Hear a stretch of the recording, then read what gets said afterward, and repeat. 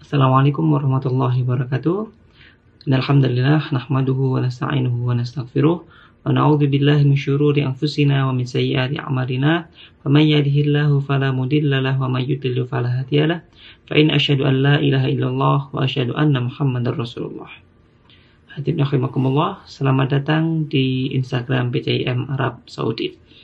Alhamdulillah, sekarang kita sudah memasuki bulan Ramadan, bulan yang penuh dengan keberkahan, yang penuh dengan keistimewaan dan amal-amal baik yang Allah khususkan di bulan Ramadan ini. Nah, untuk materi yang akan saya sampaikan pada kali ini ialah Ramadan di Madinah.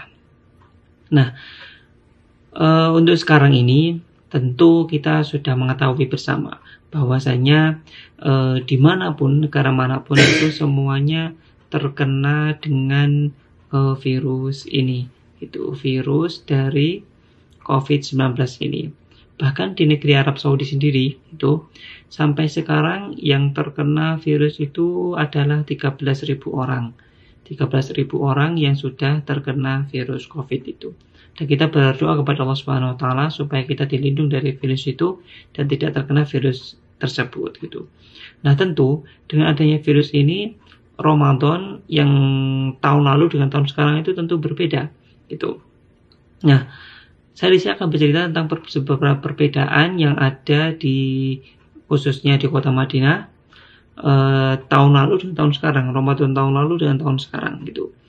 Yang pertama ialah Syekh Sudais itu, beliau adalah ketua Riasatul Am li Syu'unil Masjidin Nabawi Masjidil Haram, ketua dari pengurus kedua Masjid Nabawi, Masjidil Haram dan Masjid Nabawi itu mengumumkan bahwasanya sholat tarawih di Masjid Nabawi ataupun di Masjidil Haram itu yang biasanya berjumlah 21 rakaat sekarang diganti cukup dengan 11 rakaat saja, seperti itu.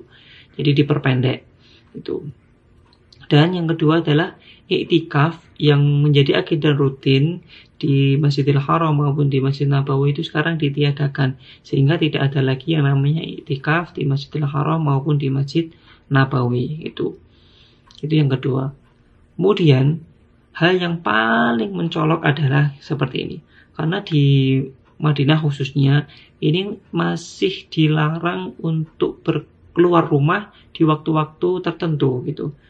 Sehingga itu kalau di tahun lalu gitu, ketika kita terutama mahasiswa ingin menikmati buka puasa di Masjid Nabawi itu, kita bisa berangkat setelah sholat Asyar langsung menuju ke Masjid Nabawi. Di situ nanti sebelum masuk ke gerbang saja itu sudah ada orang-orang yang menarik-narik kita, kemudian menjemput kita. Itu mereka berlomba-lomba bersama-sama untuk menghidangkan buka puasa di sana.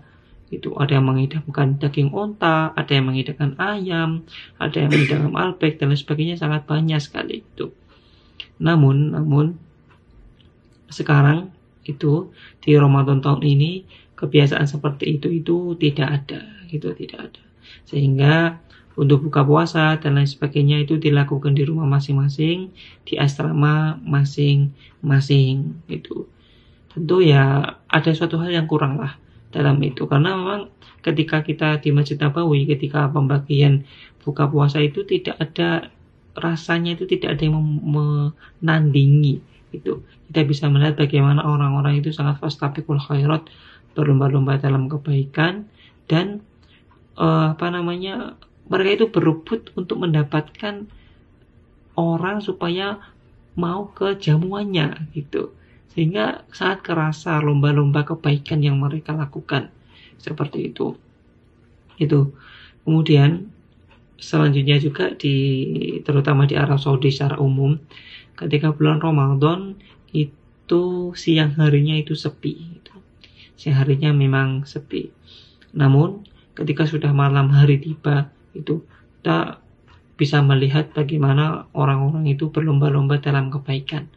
Banyak yang sholat tarawih, banyak yang membaca Quran dan lain sebagainya gitu. Tentu kebaikan-kebaikan yang dilakukan orang-orang di sini itu bisa kita tiru di Indonesia.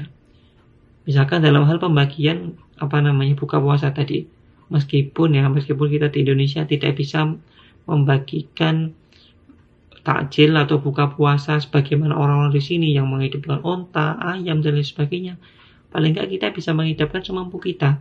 Misalkan kita bisa menghidangkan orang-orang di masjid sebuah satu teko es teh saja itu sudah cukup. Satu teko es teh itu sudah cukup.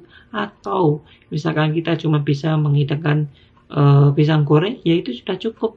Karena barang siapa yang memberikan buka puasa kepada orang yang berpuasa, maka dia akan mendapatkan puasa orang yang berpuasa tersebut. Jadi kita double puasanya kalau kita bisa menghidangkan buka puasa kepada orang lain.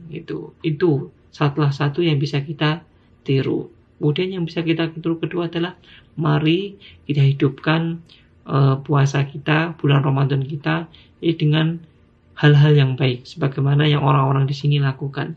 Apalagi di malam hari kita gunakan untuk tarawih, kita gunakan untuk tadarus banyak-banyaknya supaya kita semua digolongkan oleh Allah Subhanahu wa taala ke dalam orang-orang yang bertakwa, yang itu adalah tujuan Allah Subhanahu wa taala mewajibkan kita untuk puasa Ramadan itu.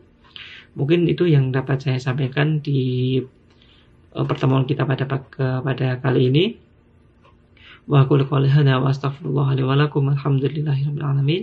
Assalamualaikum warahmatullahi wabarakatuh.